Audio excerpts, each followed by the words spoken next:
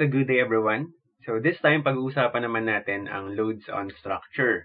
So yung nakikita nyo ngayon is an example of a wind load.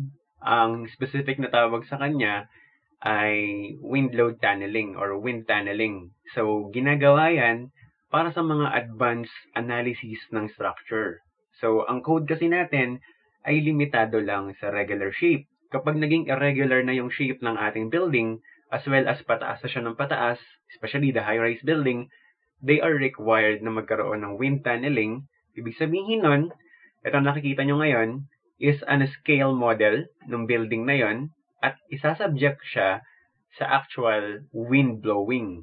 So yung wind na yon, lalagyan siya ngayon ng dry ice para makita nila yung wind pattern. As well, yung building na nandito or yung miniature or yung scaled ng building, lalagyan din siya ng mga sensor para malaman nila kung ano yung actual pressure na nangyayari doon sa mismong building. So yung nakikita nyo ngayon, ibig sabihin, ito yung blow ng hangin, dito siya nanggagaling. So ito yung tinatawag natin na windward kasi doon tumatama yung hangin. At yung nasa likod naman niya is yung tinatawag natin na leeward. Okay? At yung nakikita ninyo na pag-change ng configuration mula sa straight line na blowing ng wind, tapos makikita nyo sa likod, nagkakaroon na siya ng mga curvature, ang tawag doon ay vortex. Ibig sabihin, nagkakaroon ng maliliit na whirlwind doon sa likod. No? So, anyway, bago tayo mag-detailed ng discussion sa wind load, uunahin ko muna yung pinaka-basic na load, which is dead load. So, yung wind load ay pag-uusapan natin ng mas detalyado sa separate na video. But on this video, pag-uusapan natin ang dead load at live load. So without further ado, so let's start. So for dead load, kailangan natin ngayon i-browse yung tinatawag natin na National Building Code of the Philippines. So ito siya. Yan. So, National Building Code of the Philippines 2015. So, as far as I remember, in-upload ko na rin yung PDF nito para magkaroon tayo ng common na copy. So that kung ano yung re-refer ko sa isang page, I am sure na parehas tayo na nakikita. Okay? So far, ito yung ating latest na building code. There are two types kasi ng document pagdating sa engineering. Yung tinatawag natin na code at yung tinatawag natin na specification. Ngayon, ang pinagkaiba lang nilang dalawa is yung code is binded by the law. Say for example, sa atin sa Pilipinas, National Structural Code of the Philippines ang magiging basehan para masabi natin kung ang isang engineer ba ay lumabag or sumunod sa batas. Ngayon, marami kasing uri ng engineering documents. Halimbawa, pwede mong i-reference yung nasa Amerika, yung ginagamit nila na international code. Ngayon, ang term naman natin doon ay specification. Bakit kamo?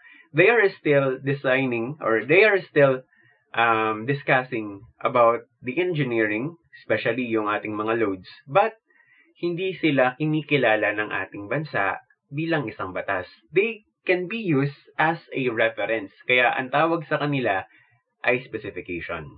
So sana malinaw kung ano yung pinagkaiba ng code at kung ano yung pinagkaiba ng specification. Ngayon, ang NSCP, hindi naman siya originally made lang ng mga Filipino engineer. Ang unang rason is we don't have that intensive research capacity. So, yung government natin, hindi masyadong napagtutuunan ng pansin yung part na yan. So, medyo mababa yung budget. Kaya hindi rin tayo nakapag-produce ng sarili nating output sa code. So, what we do is kumukopya tayo sa ibang bansa or sa code ng ibang bansa. So, para malaman nyo kung saan kumopya yung NSCP, so, pwede nyo i-browse yung page na ito. So, tignan nyo na lang yung part na yan. So, yan yung page. Ngayon, so say for example, sa earthquake load, so yung National Building Code of the Philippines ay kumopya sa UBC or yung tinatawag na Uniform Building Code 1997 version yung kinopyahan natin. Say for example naman sa pagdidesign ng concrete. So ang ginamit natin na reference or kumbaga majority ng formula na nandito sa loob ng NSCP ay galing sa American Concrete Institute. So ACI 318 version 2014. So, sa steel, ito naman yung pwede mong pagbasihan. American Institute for Steel Connection, as well as American Iron and Steel Institute. So, S100 2007. So, yun yung mga, kumbaga, kung gusto mong makita yung mas detalyadong explanation sa mga code na pinagagamit natin, so you may browse yung mga reference na binabanggit sa listahan na ito. Kasi nga, ang NSCP majority dyan, kinopya. So, hopefully, malinaw yung bagay na yon. And on this video, pag-uusapan natin yung dead load pati live load. So, unahin ko na yung dead load. So, sa dead load, pupunta ka ngayon sa page na tinatawag natin na minimum design load. So, hindi lang dead load ang nandito, kundi lahat ng uri ng load na meron ang structure. Magmula sa dead load, live load, so impact load, earthquake, at wind load. At mayroon pang mga soil pressure. So, ngayon, pag nag-focus ngayon tayo sa dead load, ito yung makikita natin. Ayan. Section 204. So, dead load. Ito yung mga minimum na requirement natin. So, say for example, meron tayong aluminum. So, ano yung bigat na kinikilala natin as minimum load dito sa Pilipinas? So, nakalagay dito is 26.7. Ngayon, ang tanong, ano yung unit? So, dun sa taas ng table, malinaw naman na in-state yung unit. Ibig sabihin, yung mga nandito pala na numero, ang tawag sa kanila ay unit weight. Okay? So, they are, kumbaga, sa isang cubic meter, ilang kilonewton ang bigat ng aluminum. So, lumalabas na it will take 26.7 kilonewton sa isang cubic meter. So, andito rin naka-defined yung ibang mga mahalaga na ginagamit natin sa civil engineering, especially yung concrete. So, ito, 23.6. Kasi ang ginagamit natin is stone including gravel. Tapos, sa steel naman, ang ginagamit natin is yung steel cold drawn, which is 77.3 kilonewton per cubic meter. So, ganun siya gamitin. Kumbaga, pag meron kang ginamit na mabigat or any material, tapos gusto mo malaman kung gaano siya kabigat, ito yung mga reference in terms of unit weight. Ngayon, pag tinuloy mo pa, dito naman is yung design load with respect naman ngayon sa dead load. Okay? So, halimbawa, meron kang ceiling or yung kisame, tapos meron siyang channel system. Sabihin na natin na suspended steel channel system. So, ang magiging bigat nun ay 0.1. Ngayon, ano yung unit? Kilopascal. So, ibig sabihin, kada 1 square meter, meron kang 0.1 kilonewton. So, remember na ang kilopascal is equivalent to kilonewton per meter square. So, dito naka-define kung ano yung bigat ng mga normal na ginagamit sa bahay. Especially sa ceiling, sa flooring, as well as yung walls. So, nandito rin yan.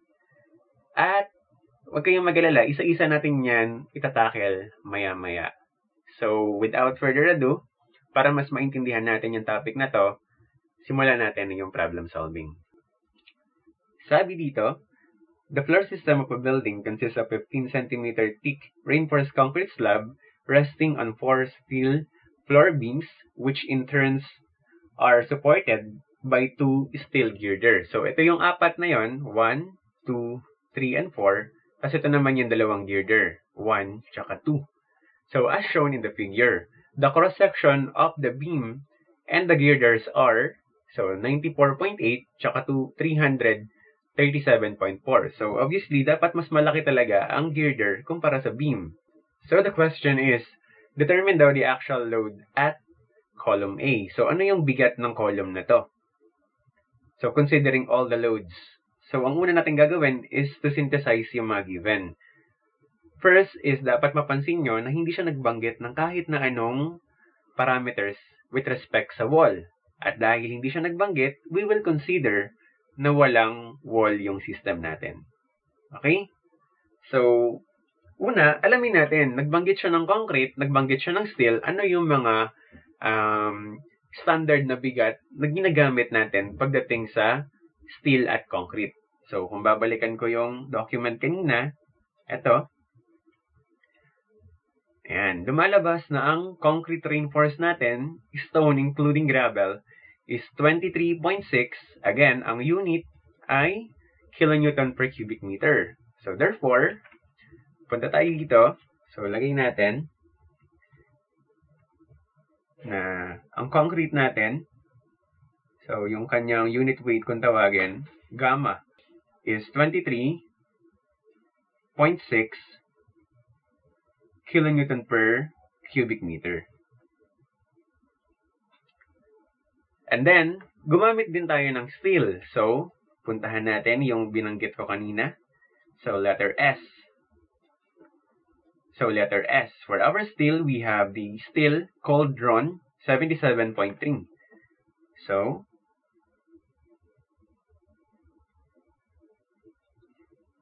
we have 77.30 kilonewton per cubic meter. Dahil nagbigay siya ng cross-section ng beam, so meron tayong area, pwede natin ngayon malaman kung gaano kabigat yung beam per meter or yung tinatawag natin na distributed load. So, yung W ng beam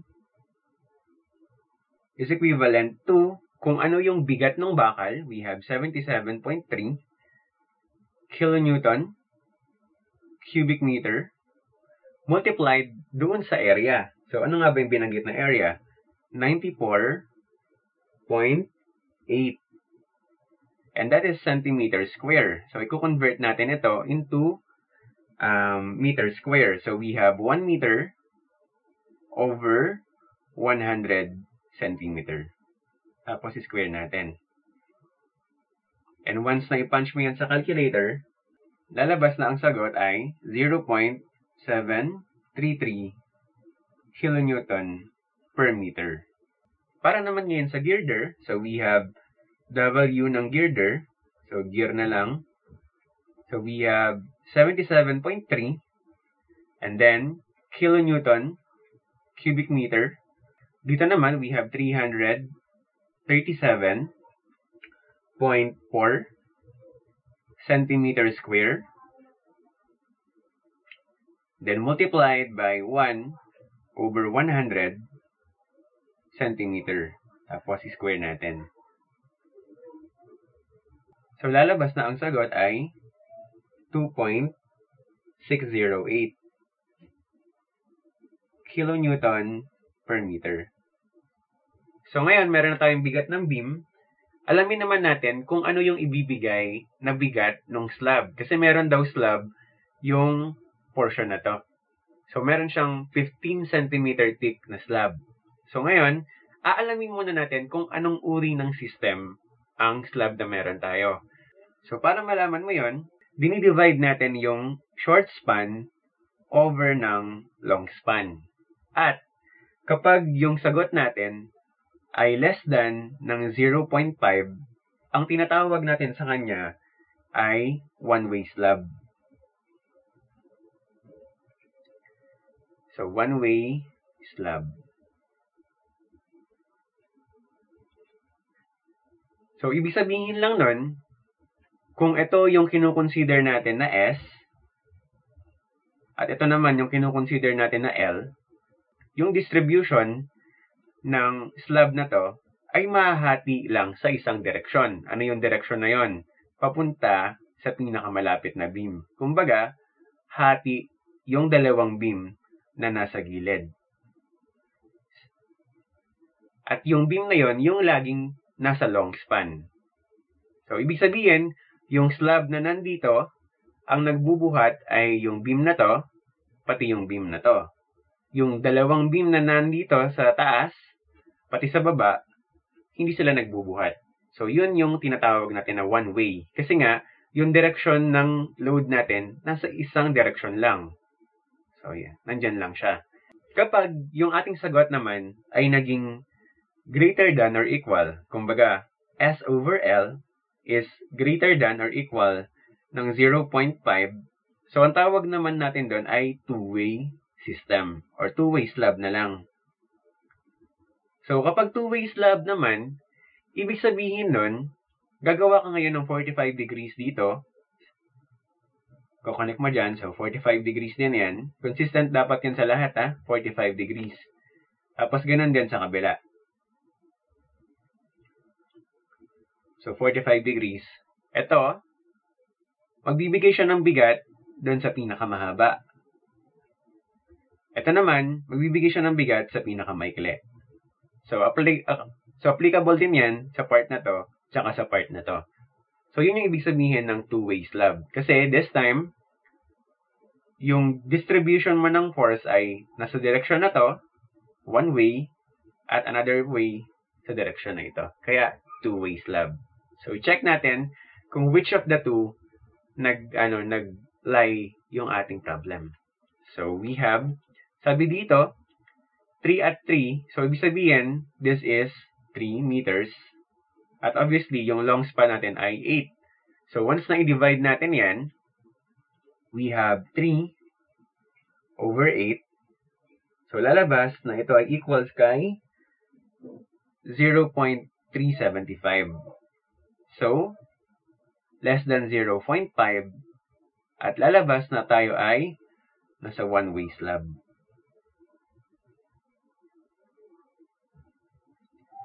Okay. So, buburahin ko muna ito.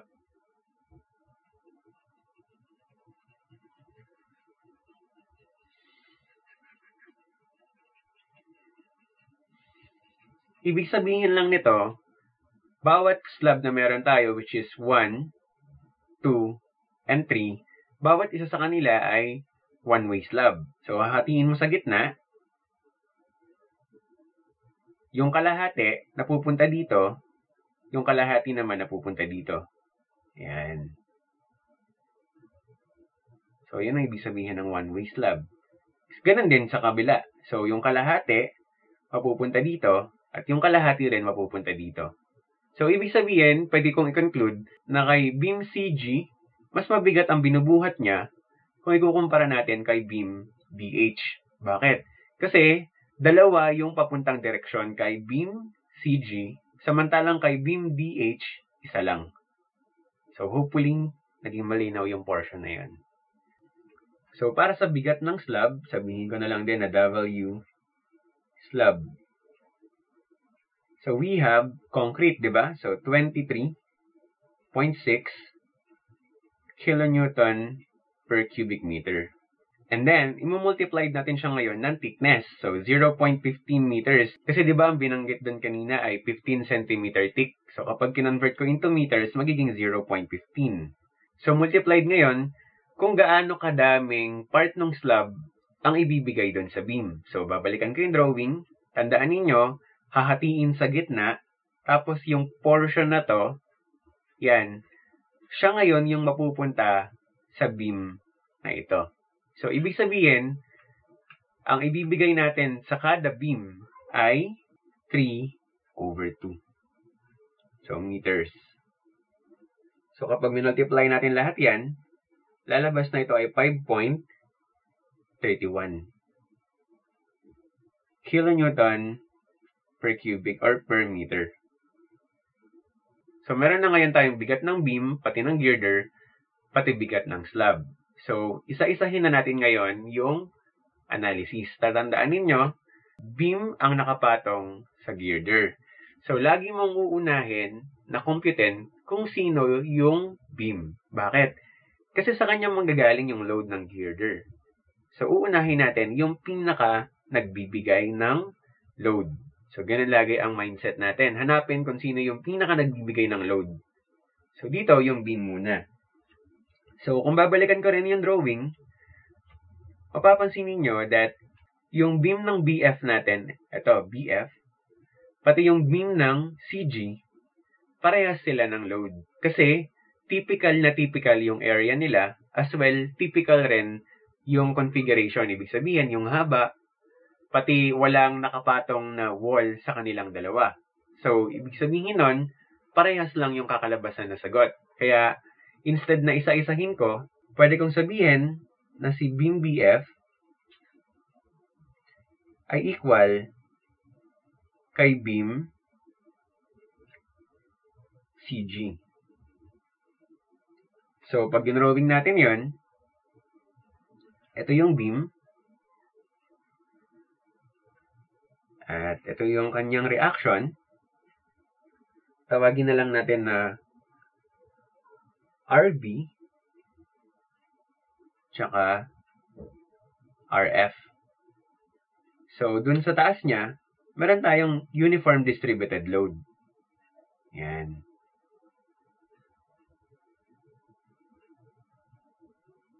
So, bakit uniform distributed load? Kasi yung bigat na ibinibigay ng slab mula dito sa mula sa point B hanggang dito sa point F ay uniform lang. Kumbaga, etong buong slab na to, yung ibinibigay sa portion na yon. So, uniform ang magiging kakalabasan. So, ano-ano ngayon yung mga bigat na nakapatong? So, una, syempre, yung bigat ng beam. So, pwede mong tawagin na W beam. Plus, kung babalikan natin yung drawing, so, meron tayong bigat ng slab dun sa kanan, as well, kapag sinintesize mo yung kaliwa, so, one-way slab din yan, nagbibigay din siya ng bigat dito. So, therefore, yung magiging final weight natin is 2 times ng W ng slab. So, lumalabas that 0.733 kilonewton per meter plus 2 multiplied by 5.310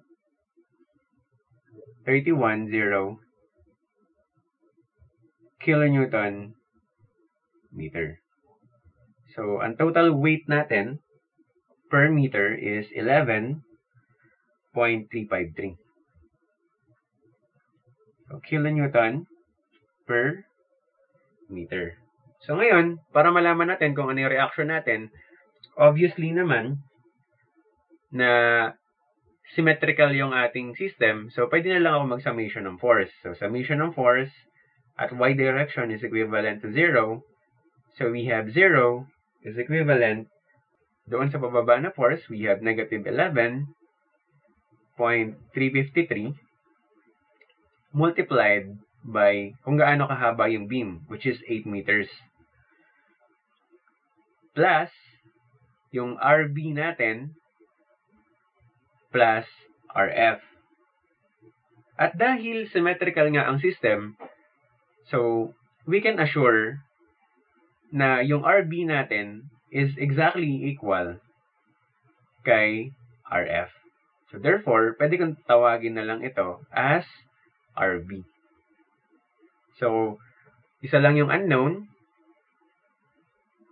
Pwede natin makuha that RB is equivalent to 45.411 kilonewton. Okay? Ngayon, so punta tayo dun sa drawing. Na-eliminate na agad natin yung dalawang beam na ito.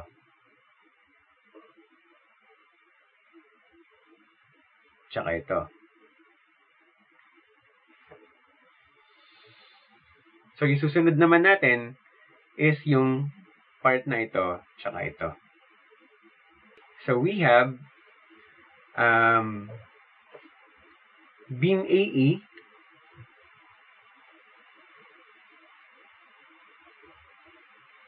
is equivalent kay beam DH.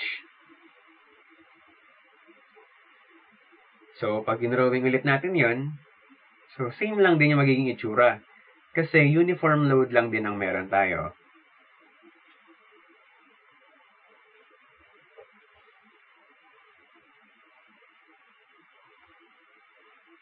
Yan. Ngayon, the question is, kung ano yung bigat na ilalapag natin dito. So, balik tayo ngayon dito. Nakikita nyo na meron tayong isang slab lang na magbibigay ng load sa bawat isa. Kaya nga binanggit ko kanina na mas magaan yung bubuhatin ng beam CG kumpara kay beam BH. Okay? So, we have, huwag kalilimutan, yung bigat ng beam. So, W beam plus yung W ng slab, which is isa lang. So, lalabas na 0.733 plus 5.310. And that is 6.043 kilonewton per meter. So again, dahil symmetrical ang system, so summation ng force na lang tayo equals 0. So we have 0 is equivalent to negative 6.043 multiplied by 8 plus, so pangalanan natin to, tawagin na lang na RA 1. Ito naman kabila, RF. So we have RA1 plus RF. At dahil nga symmetrical yung system, so I can assure that RA1 is equivalent to RF. So tawagin ko na lang ito na RA1. So RA1 is equivalent to 24.171 kilonewton, of course. So this time, natapos na rin natin yung dalawang nasa gilid. So tapos na yung part na to. Tapos na rin yung part na to. So start naman na tayo na kunin yung mga girder. So itong girder, AD, tsaka yung EH. At lumalabas na identical rin sila. So kahit isa na lang sa kanila yung i-analyze natin. So we have girder AD is equivalent to girder EH. So, kapag dinrawing ko kung ano yung load ng beam or girder na yon, so medyo hindi na siya katulad ng mga nauna. Kasi meron siyang distributed load dahil sa bigat ng beam. At meron siyang concentrated load dahil doon sa reactions ng mga beam na nakapatong sa kanya. Yan. So, magkakaroon tayo ng reaction. Tawagin ko na lang na R A sub 2. Dito naman, RF. So, yung reactions na to, galing yan sa reaction ng beam RB. So, ito yung ilalagay natin na reactions dyan. So, we have 45.411 kilonewton. Dito rin sa part na to, 45.411 kilonewton. So, yung slab naman, or yung bigat ng distributed load, galing lang sa bigat ng girder. Tandaan mo, na one-way nga lang yung slab. Ibig sabihin, yung slab natin, ang binibigyan niya lang ng load, yung nasa direksyon na ito, pati sa direksyon na ito.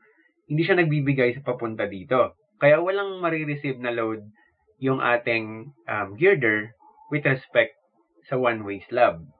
So, theoretically, yung pinag-uusapan natin, okay? So, ibig sabihin, magiging weight lang ng girder ito, at yung weight ng girder na yon ay 2.608.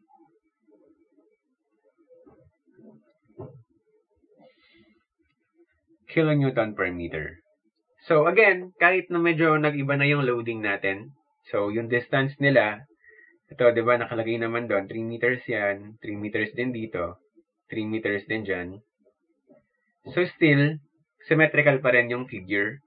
So kahit hindi ka muna mag-moment, kahit mag-summation ka lang ng force. So summation ng force along y direction is equivalent to 0. So we have 0 is equivalent to negative 2 times 45411 minus 2.608 multiplied by 9 meters na. And then, plus RA2, and then plus RF. Oh, correction. RH pala, sorry. So, RH. And then, dahil symmetrical, so we can assure that A2 is equivalent to RH. So, therefore, palitan ko ito ng RA2 and lalabas that RA sub 2 is equivalent to 57.148 kilonewton. So, meron na ngayon tayong RA1 tsaka RA2. So, kumbaga, yung column natin, meron siyang dalawang load na dinadala. Yung galing sa reaction ng girder, pati yung galing sa reaction ng beam. So, para malaman mo kung ano yung weight ng column, or yung weight na dinadala ng column, pagsasamahin natin yung dalawang reaction na yun. So, we have column A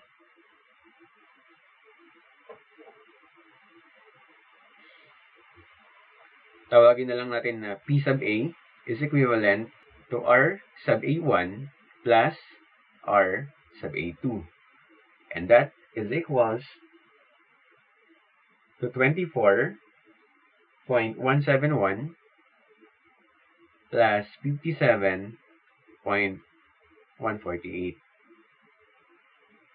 So that is equals to 81.319 kilonewton. So, yan ngayon yung magiging final answer natin. So, sa madaling salita, considering na lahat ng dead load sa structure na to na binanggit dito sa tanong na ito yung mabubuhat na weight ng column RA natin. So, kung alam mo yung section area ng column RA, pati yung material niya, so pwede mo ngayon malaman kung gaano kalaki yung dimension na ilalagay mo doon para hindi magkaroon ng failure kapag nalagyan siya ng load na 81.319 kilonewton. So, take note, dead load pa lang yan. So, magkakaroon pa tayo ng computation for live load. But for dead load, so hanggang dyan na lang muna tayo. Okay, so this time, pag-uusapan naman natin yung live load. So, ayan, under siya ng section 205 naman. Ano nga ba muna ang pagkakaiba ng dead load at ng live load? So, ang dead load under ng NSCP, tinuturing natin na dead load ang isang bagay kapag siya ay permanent ang magnitude as well, permanent din yung kanyang position. So, halimbawa, yung slab, hindi naman umaalis yung slab sa location na yon. As well, hindi rin naman nababawasan yung kanyang bigat. Tulad rin ng beam, ceiling, for example. Ang mga live load naman is anything that is changing its position at any time as well as changing its magnitude o yung bigat. O, halimbawa, tao, we are considered to be live load hindi dahil buhay tayo, kung hindi dahil gumagalaw ang posisyon natin. So, minsan, busog tayo, mas mabigat rin tayo. Minsan naman, hindi. So, mas magaan tayo. But another consideration sa live load is, halimbawa, yung cabinet. Ang cabinet kasi pwede mong ilipat kung saan-saan. Minsan puno rin siya, minsan hindi. So, tulad rin ng mga furnitures or anything na nasa loob ng isang room na pwedeng mabago yung kanyang lokasyon. So, siya ay kinukonsider ngayon na live load. So, ngayon sa NSCP, dinefine na natin yung live load kada room or kada function ng room. Siyempre, magbabago ang requirement ng isang room depende kung ano yung function niya. Mas mabigat ang bubuhatin ng isang room kapag siya ay designed or intended na maging gathering place ng tao. Halimbawa, we have two rooms na same dimension, pero yung isa ay residential room lang. Yung isa naman, assembly room. Of course, hindi naman napupuno yung residential room ng tao. 'Di ba? Hindi tulad ng assembly room kung saan possible na mapuno ng tao yung lugar na yon. So, we expect na although they are the same dimension, but yung intensity ng bigat ay magkaiba or magkaiba yung live load requirement na dapat i-apply sa kanila. So, under NSCP, ganun ang ginawa natin. By category tayo ng function. So, say for example, halimbawa, ayan, sa theaters, kapag movable ang seat, tapos yung lobbies and platforms, mapapansin mo, 4.8, ano yung unit? Kilopascal yan. So, ayan, kilopascal. Ibig sabihin, pressure ang pinag-uusapan natin. So, kapag fixed seat naman, dahil hindi mo na mababago, hindi mo mapaglalapit-lapit yung mga upuan, so 2.9 lang, okay na. Okay? Kapag stage area naman, mas mabigat. Bakit? Kasi possible maraming props na ilagay doon na medyo mabibigat. So, it makes sense naman kung bakit ganun, di ba? O, another point pa is yung exit facilities. Ano nga ba yung mga exit facilities? Sabihin na lang natin na yung corridor, dapat mas mabigat ang yung requirement ng corridor kumpara sa loob. Halimbawa, meron tayong classroom. Yung classroom, mas magaan ang requirement nun kumpara dun sa corridor na nasa labas niya. Bakit? Kasi bukod sa yung corridor, pwedeng mapuno agad ng tao kapag nagkakaroon ng evacuation. Yung corridor din, pwede siyang daanan ng mga tools na mabibigat. So, halimbawa, may dadaan doon na bagong biling equipment sa laboratory. So, syempre, doon yun idadaan sa corridor.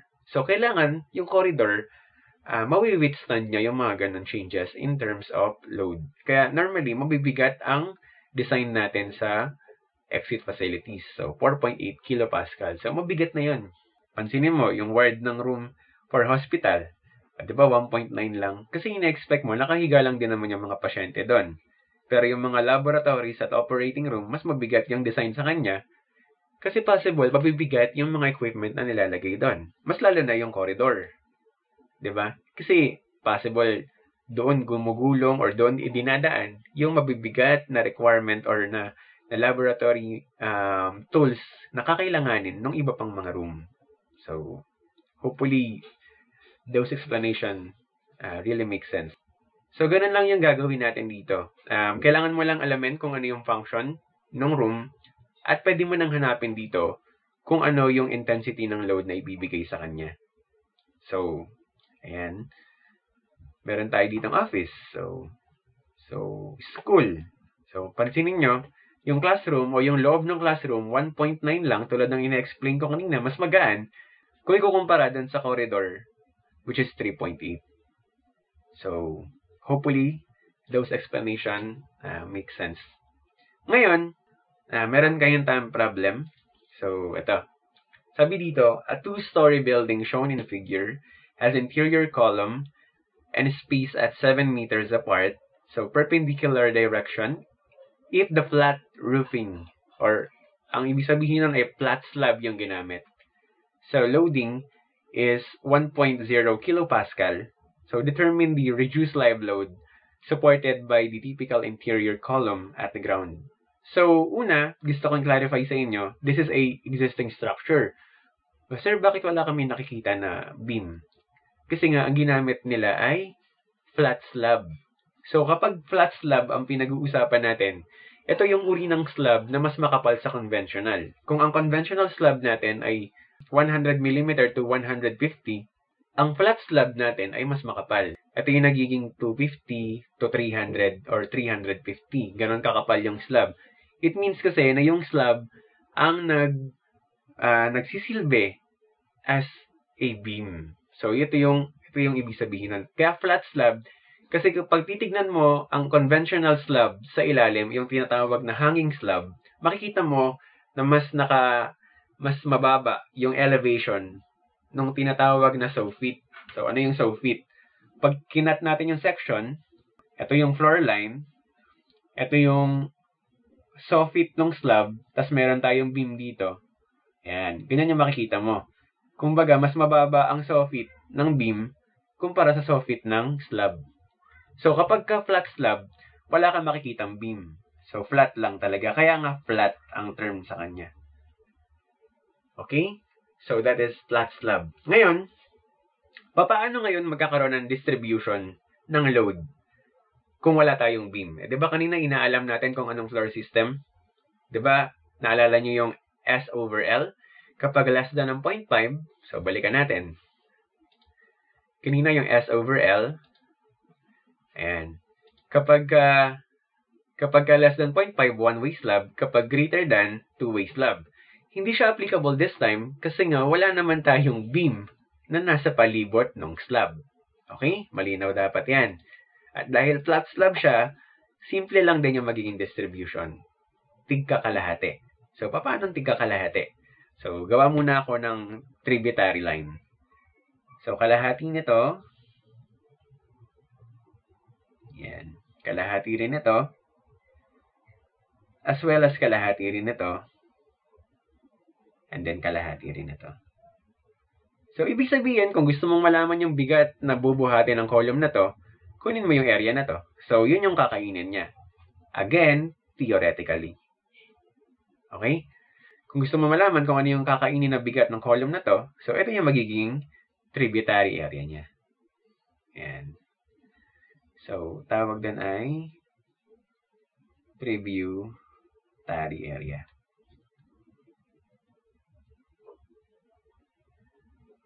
Yan. So, pupunta ngayon tayo sa requirement ng NSCP. Sabi dito, a two-story office building. So, punta tayo ngayon dito. So, office, ayan, number 13, office. So, meron tayong call center and business processing office. Meron tayong lobbies and ground floor corridors. Obviously, hindi siya yon. And meron tayong other offices. Okay. Dahil hindi binanggit dun sa tanong na tayo ay call center and business processing. So, ang gagawin natin is pupunta ngayon tayo dun sa other offices. Okay? So, gagamitin natin to. Ang definition natin is other offices. So, we have ganito. Para sa ating tributary area, tawagin ko na lang na A. So, ang magiging area natin, so, kalahati ng 7, 3.5, kalahati ng 7, 3.5. So, 7 yung haba nito. Ito rin, 3.5, 3.5, so 7 din. Ibig sabihin, ang ating tributary area ay 7 by 7. And that is 49 meters square. Ngayon, yung ating unreduced live load, yung tinignan natin dun sa mismong table ng NSCP. So, ginamit natin yung definition ng other offices. So, 2.4 kilopascal. So, pwede mo na ngayon computein agad yan. So, ganun kadali. But, pupunta ngayon tayo dun sa other requirements. So, punta tayo ngayon sa reduction. Para mas mas ma-explore natin. Ayan. So, pupunta ngayon tayo sa reduction of live load. So, bakit nga ba may reduction of live load? So, halimbawa sa classroom. So, napansin mo ba na ang isang classroom ay napuno? As in, siksik. Kumbaga, walang di mahulugang karayong. Ganun ba yung nangyayari sa actual classroom? So, I bet na hindi, di ba? So, ibig sabihin nun, itong 2.4 kilonewton or kilopascal na to, ganun yung assumption niya, na sobrang siksik ng lugar. Sobrang talagang, kumbaga, magkakadikit yung mga balikat ng bawat tao na nandun. So, ganun kaliglig. Ganun kadami yung nag-occupy. Ngayon, pwede natin ngayon yun bawasan. Kapag hindi naman talaga ganun, yung mangyayari. So, say for example, sa office nga kasi yung definition nito eh. Hindi naman mangyayari sa office na kayong magkakatrabaho, sobrang magkakadikit, di ba? Of course, meron kayong mga distance sa bawat isa. So, hindi rin naman laging puno yung office. So, ngayon, it is justifiable na yung 2.4 kilopascal ay babawasan natin. So, doon ngayon tayo papasok sa reduction of live load. So, sabi dito, the design live load determined using the live loads as set forth by the table. So, method 2 for roofs shall be or may be. Ayan. Sabi niya, may be. So, may be reduced on any member supporting more than 15 meters square. So, dahil ang ating member, yung kinukonsider natin na member, ay more than 15 ang kanyang sinusuportahan. So, we have 49. So, pwede mo siyang bawasan ngayon. So, including, ngayon daw, flat slab, and next step for the public place or public assembly. Of course, halimbawa, sa classroom, hindi napupuno yon. Pero kung pupuntahan mo ngayon yung IRTC Hall, di ba napupuno? Possible yan ng tao. Kasi nga, yun ang design sa kanya. Assembly. So, mag-gather yung tao. So, doon hindi pwedeng bawasan yung live load requirement. Okay? Maliban doon, yung any member or any floor din na may function na greater than 4.8. So, bawal mo silang bawasan. So, dinesign sila for 4.8 for a reason.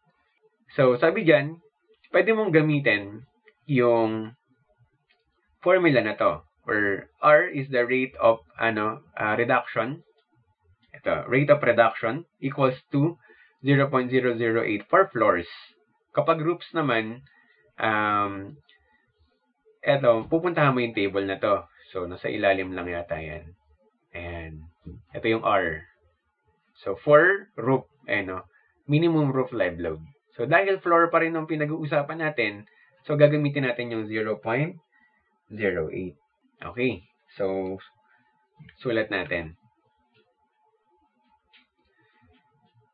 But before ako mag-proceed doon, pansinin mo na sabi dito, if the flat roof loading is 1.0. Two-story building kasi tayo, so drawing ko dito. Yan.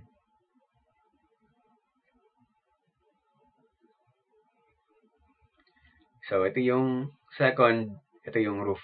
So, ito yung roof natin. Ito naman yung second floor. So, yung dinidesign natin, yung kinuha ko na load, which is yung 2.4, yan ay valid dito. So, dito yan. Para lang yan dito. Si 2.4 kilopascal. Kasi, para dun sa roof, sinabi na agad dun sa tanong na meron siyang 1.0. Yan. 1.0 kilopascal. Kung nagkataon na hindi sinabi na merong load yung roof, so pupunta ka ngayon dito at aalamin mo kung anong load ang nababagay dun sa roof. So malinaw yan ha. Kasi yung unang table na pinaggamitan ko, yun ay para saan? Para sa floor areas lang ito. Yan. Ito ay para sa mga floor area. Ibig sabihin nun, accepted yung roof or yung mga roof deck. So, iba yung requirement sa kanila. Yun yung tinuturo ko kanina. So, ulitin ko, dahil binanggit sa tanong na ang ating roof ay may load, so yun na agad yung ginamit ko. Pero kung wala, hahanapin mo ngayon dito sa mga requirement na to, kung ano yung magiging load natin. So, hopefully, naging malinaw. So, we have, tawagin ko na lang na LO, pero for roof. So, we have 1.0 kilopascal. So, ang nire-reduce lang natin ngayon is yung 2.4. Kasi dun nga sa mismong roof natin, binanggit na ito ay 1. Kumbaga, sinabi ng designer na 1.0 na yung gagamitin doon at as is na yon. Doon ngayon tayo kay 2.4 magkakaroon ng reduction kasi tayo rin naman yung nag-define ng 2.4. Tama ba? Tayo rin yung naghanap sa table. So, dahil under din sa table, pwede pa siyang bawasan. So, babawasan natin siya. So, kumbaga, unless otherwise stated, susundin mo yung code. Pero kapag in-state na doon sa tanong, tulad ng nangyari dito, in-state niya na ang roof ay hindi na pwedeng i-reduce. Parang ganun exactly yung sinabi niya. 1.0 na yung gagamitin natin. So, hopefully, naging malinaw. So, ang gagamitin ngayon natin are, so, reduction reduction. So, take note of the word reduction. So, tawagin ko na lang na letter A yung solution na to. So, letter A, we have reduction, and that is R, A minus 15. Where R is equivalent to 0.08. So, lalabas na ang reduction natin. So, 0.08 multiplied by 49 minus 15. So, that is 2.720%. So, napakaliit. Ibig sabihin nun, sa 100%, babawasan mo siya ng 2.72. So, may lumalabas, meron ka pang 97. So, lalabas na yung 97% ng 2.4 may iwan. So, parang lalabas na ang magiging final answer mo lang dyan. Yung reduced live load na, parang magiging 2.3 something. So, parang medyo maliit lang, di ba? So, hindi lang naman yun yung requirement para sa reduction. Pwede mo pang gamitin yung isa. So, other than that, pwede mo rin daw gamitin yung portion na ito.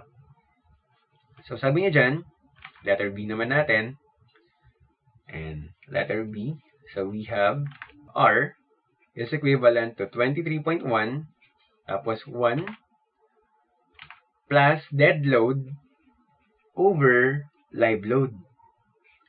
Ngayon, dahil sa lack of information, dahil wala naman binigay sa atin na dead load, kumbaga hindi natin alam kung ano yung thickness ng slab, dahil hindi natin alam kung ano pa yung ibang bigat ng dead weight or any permanent member natin, wala tayong mailalagay na dead load. So, dahil sa specific na reason na yon, i-assume natin that this is 0. So, lalabas na ang magiging reduction natin ay 23.1. So, percent. Ibig sabihin nun, sa 100% nito, around 77% lang yung magagamit. So, malaking bawas na rin kung ikukumpara mo sa reduction na to. So, kumbaga, mas mag-govern na to. Pero, bago tayo mag-decide na ito na yung final reduction natin, kasi kahit pa paano, 23.1% reduction. Kumbaga sa pera, nakatipid ka ng 23%, okay na rin yan. So, magkakaroon kasi ng impact yan sa construction kasi mas gagaan yung structure, mas liliit yung members, mas madaling i-construct, mas maliit yung cost ng material. So, parang ganun. So, 23.1% is still a win-win situation na. Pero, hanggang doon na lang ba yung ating requirement?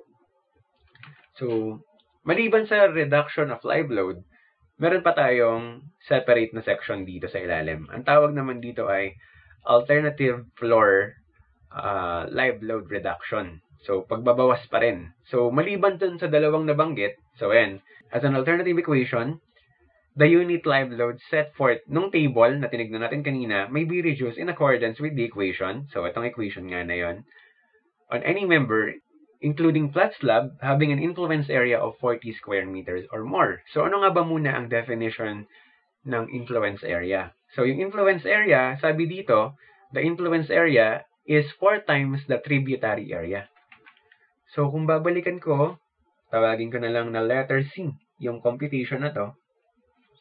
So, yung A sub I natin is equivalent daw to 4 multiplied by A. So, we have 4 multiplied by 49, and lalabas, that is 296 meters square. So, kapag greater than 40 daw yun, pwede mong gamitin yung formula na to, which is obviously greater than dahil 200 nga yung nakuha natin. So, pwede na natin ngayon gamitin yung formula na to. So, maliban dun sa AF, meron na pa ba tayong L sub O? Nakuha na natin yun. Yun yung 2.4 na ginagamit natin. So, dito, L, or yung reduce na. Tandaan nyo yung pinagkaiba ha. This is reduction. Ibabawas. Reduction. Ito naman, reduce. Pansinin mo yung definition. Reduce live load. Ibig sabihin, bawas na. So, pansinin nyo yung difference ng mga terms. Baka kasi magkamali kayo ng interpretation. So, reduce live load. So, L is equivalent to L sub O, which is, so L sub O, 0.25 plus 4.57, 1 over square root ng A sub I. So, kapag in-input natin dyan yung ating mga data, we have 2.4. So, 0.25 plus 4.57, 1 over square root ng 296. And once na i-punch mo yan sa calculator, lalabas na ang final reduced live load natin is 1.383 kilopascal. So, meron ditong restriction. Sabi niya, the reduced live load shall not be less than 50% for the unit of the unit live load for members receiving loads for one level only, and not less than 40% of the unit live load receiving other members. So ngayon, gagamit ako ng isang term. So tawagin ko na lang na na R prime. So hindi siya similar kay R. So R prime, tawagin ko na lang na that is the L over L sub O. So lalabas na ito ay, so multiplied na lang natin by 100 para maging percent. So we have 1.383 all over L sub O, 2.4. So, times 100. Ang magiging sagot natin ay 57.463 or 643. So, percent. So, ngayon, kung i-compare natin, ano ba yung reduction nito? Pwede ko bang sabihin na yung R prime ay equal sa reduction na R? So, lumalabas, hindi. Kasi yung reduction, ibabawas. So, ang interpretation ko dito, so para makuha mo yung relation ng reduction, so we have R prime, or R, is equivalent to 100 minus R prime. Yan. Kasi nga, ito yung reduction. Halimbawa, 40% reduction. So, ibig sabihin nun, 60% lang yung matitira. So, yung 60% na yun yung R prime. So, parang dito, sa 100% natin, which is 2.4, 57% lang yung magagamit natin. At yung 100 minus R, yun yung reduction. So, ngayon, ang sabi sa atin dito, sa restriction, yung reduced live load daw shall not be exceed, or shall not be less than, dapat mas mataas siya sa 50% kapag yung member na yon is nagre-receive ng isang level lang. So, babalikan natin, ilang level ba ang nire-receive nito, ng member na to? 1, tsaka 2. So, hindi tayo papasok doon. Saan ngayon tayo papasok? Doon sa pangalawa. Nor less than 40% of the unit live load, so, for other members. Ibig sabihin, yung nagre-receive ng more than. Okay? So, pwede mo ngayon sabihin na ito ay greater than 40%, kaya satisfied natin. So, good. Satisfy natin yung requirement. Kapag kasi mas mababa sa 40%, ibig sabihin mag-govern yung 40. Kailangan mong sundin, nababawasan mo, kailangan mong sundin yung 40. Halimbawa, ito naging 37. So, kailangan mong baguhin yung L mo, itong part na to, kukunin mo na lang yung 40%. So, ganun yung mangyayari. Kasi ang ginamit niya na word ay shall not be. So, sa code, kapag sinabing shall not be, or shall not, must not, ibig sabihin nun, strictly dapat yun yung mangyari. Once kasi na hindi mo yun sinunod, tapos nagkaroon ng problema, wag naman sana, nagkaroon ng collapse, tapos nakita nila, yung ginawa mo, pwede yun gamitin sa'yo na sabihin na hindi mo sinunod yung code. So, pwede maging technical reason yun. Ang masama doon, pwede kang matanggalan ng lisensya. So, yun yung magiging worst scenario. Okay? So, ang point natin dito ay nasatisfy natin yung requirement. So, magiging final na live load natin ay 1.383. Hindi na natin gagamitin yung 2.4. So, hopefully malinaw. Ngayon, pwede mong isipin na ganito, na itong level na to, magkakaroon siya ng pressure, at yung pressure na yon is yung 1.383. And 1.383 kilopascal. Ito namang part na to, roof, meron siyang 1. Tulad ng dinefine before. So, ang tanong sa atin ay, ano yung bigat na dinadala nung floor or nung column sa ground floor? So, ano yun nandito? So, para malaman natin yon, we have yung P at second floor. Kumbaga, yung bigat na bubuhatin nung column at second floor. Ito yon, P at second floor. Diba? Yan yung column doon. So, syempre, bubuhatin ngayon sa taas niya. So, lumalabas na yung tributary area, which is 49, multiplied by nung pressure, which is 1.0. So, 49 kilonewton. Tapos, yung nasa ground naman, PGRD na lang. So, meron tayo ngayong 1.383 multiplied by 49. So, lalabas na yan ay 67.788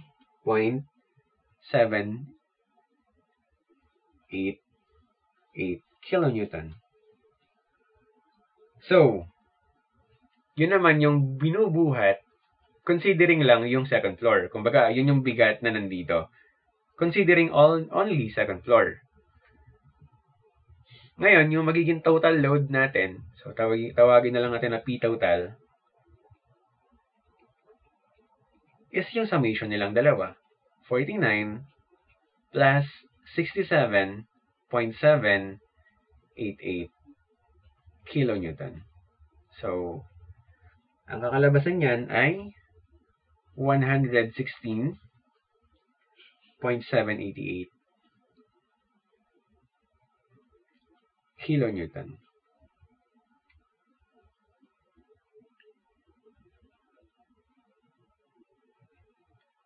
And that is our final answer dun sa tanong kung ano nga ba yung reduced live load supported by a typical interior column at ground level. So again, to summarize, meron tayong mga floor intensity dito. Depende kung anong function. So residential, ito yung makukuha mo. Depende pa kung nasaan. Kung nasa exterior balcony ka, mas mabigat. And pwede mo ngayon bawasan yung mga live load na ito gamit yung requirements sa baba. So yung reduced live load, tsaka yung alternative live load. But again, bago mo i-reduce, please take note, basahin maigi ang requirement ng specific na section na yun. So that's it para sa live load. Magkakaroon ako ng follow-up na example dito, combining dead load and live load. So medyo mas mahaba na example. So to follow up na lang yung video na yun. So thank you for watching and keep safe.